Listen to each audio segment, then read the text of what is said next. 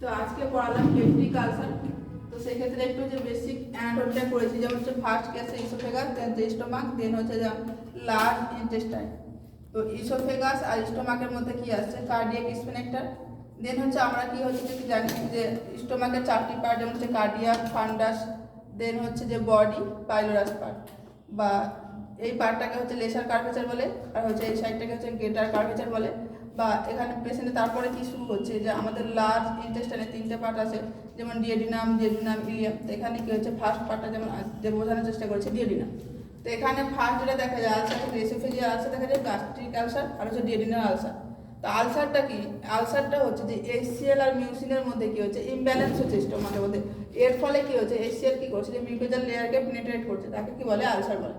তো causes of peptic ulcer, first যেটা most common cause দেখা যায় সেটা হচ্ছে এইচ পাইলোরিক ব্যাকটেরিয়ার জন্য দেখা যায়, গ্রাম নেগেটিভ। বা এক্সেসিভ ইউজ করে গ্যাস্ট্রিক ইরিটেন্ট, যেমন টি, কফি, স্পাইসি ফুড, বা অ্যালকোহল, বা স্মোকিং, বা অ্যান্টাসিড, এই সমস্ত মেডিসিন ইউজ করলে কী হয় পেশেন্টের ক্ষেত্রে যে পেপটিক আলসার দেখা যায়। বা ডিউ টু বার্ন পেশেন্টের ক্ষেত্রেও দেখা যায়, কারণ যে ফ্লুইড ভলিউম ডেফিসিট থাকে, এর ফলে কী হয় যে জিআইটির ব্লাড সাপ্লাই ডিক্রিজ হয়ে যায়, এর ফলে আলসার দেখা যায়, তাকে কী বলে যে কার্লিং আলসার বলে।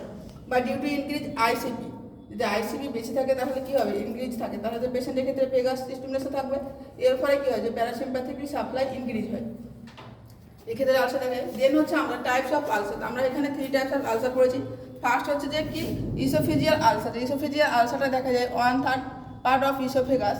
এখানে কি হয় যে এইচসিএলটা রিগার্জিনেশন, যখন হচ্ছে স্টোমাকে যে এইচসিএলের পরিমাণটা বেড়ে যায়, এর ফলে যখন পেশেন্ট কী করে বারবার বমি করে, এর ফলে কি হয় যে ইসোফেগাসের লেয়ারকে কী করে, মিউকোজাল লেয়ারকে পেনিট্রেট করে, এর ফলে দেখা যায় যে ইসোফেজিয়াল আলসার। তো এখানে সবসময় বেশিরভাগ দেখা যায় জিইআরডি, যে গ্যাস্ট্রো ইসোফেজিয়াল রিফ্লেক্স ডিজিজের ক্ষেত্রে দেখা যায় যে গ্যাস্ট্রো ইসোফেজিয়াল রিফ্লেক্স ডিজিজটা কি, যে কার্ডিয়াক স্পিনেক্টার কী হয় ম্যাচিওর থাকে, এর ফলে পেশেন্ট বারবার বমি করে, সেক্ষেত্রে দেখা যায়। বা গ্যাস্ট্রিক আলসারের পেশেন্টের ক্ষেত্রে, গ্যাস্ট্রিক আলসার কি, তো গ্যাস্ট্রিক আলসার পেশেন্টটা হচ্ছে লেস কম দেখা যায়, 15% মতো দেখা যায়। এখানে হচ্ছে ওল্ড এজের পিপুলদের ক্ষেত্রে বেশি দেখা যায়। তো মোস্ট কমন সাইড হচ্ছে পাইলোরিক পার্ট হচ্ছে কি সব থেকে বেশি কি দেখা যায় যে গ্যাস্ট্রিক আলসার দেখা যায়। আর কোথায় যায় লেসার কার্ভেচারে কি হয়ে যায় দেখা যায়।